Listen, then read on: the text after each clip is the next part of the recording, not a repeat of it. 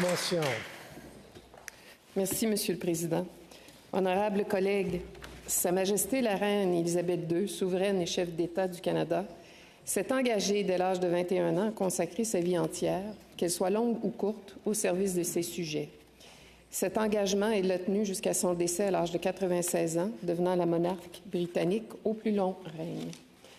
En choisissant de consacrer sa vie au service du Commonwealth et de ses habitants, cette femme de tête aura été un modèle de dignité, de respect, de dévouement, de candeur, de fierté et de grâce pour toutes les personnes qui assument des responsabilités en matière de service public. Au cours de son règne, elle a été confrontée à d'innombrables situations difficiles. Malgré tout, elle n'a jamais reculé devant l'adversité et s'est acquittée de ses fonctions avec habileté, diplomatie et détermination comme gardienne principale de la Constitution. Sa Majesté affichait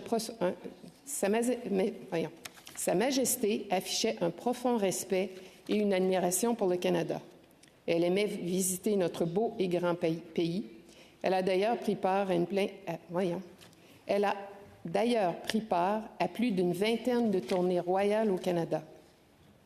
À chacune de ses visites, elle s'est adressée aux Canadiennes et aux Canadiens dans les deux langues officielles. Reine francophile, Sa Majesté maîtrisait remarquablement bien le français.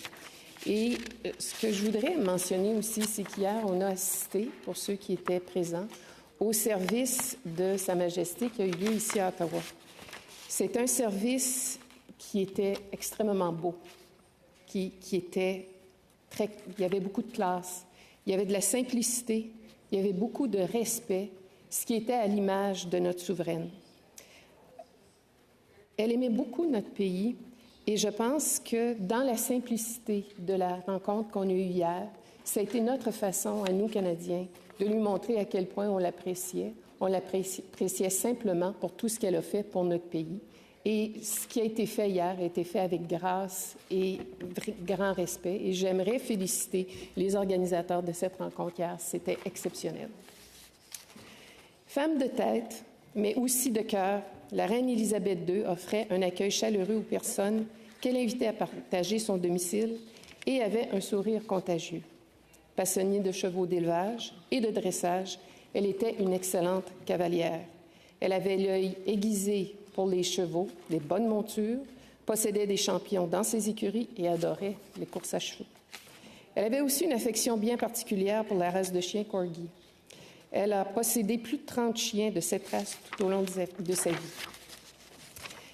Sa Majesté la reine Élisabeth II était aussi une épouse. Elle aimait profondément le prince Philippe, avec qui elle a partagé sa vie pendant plus de 73 ans. On se souviendra de l'image qu'elle projetait lors des funérailles de ce dernier, alors qu'elle était assise seule dans la chapelle Saint-Georges du Palais de Windsor le 17 avril 2021. On voyait cette grande dame fragilisée et triste pour la première fois. Sa Majesté, la reine, était une maman, une grand-maman, une arrière-grand-maman, rôle qu'elle a assumé discrètement. La conjonction de ses rôles de maman et souveraine l'aura parfois placée dans des situations délicates et forcée à prendre des décisions difficiles quant à l'avenir de ses enfants et petits-enfants dans la monarchie. Elle prendra ses décisions par devoir et par respect pour ses sujets, ainsi que pour la pérennité et la stabilité de la monarchie qu'elle aimait tant.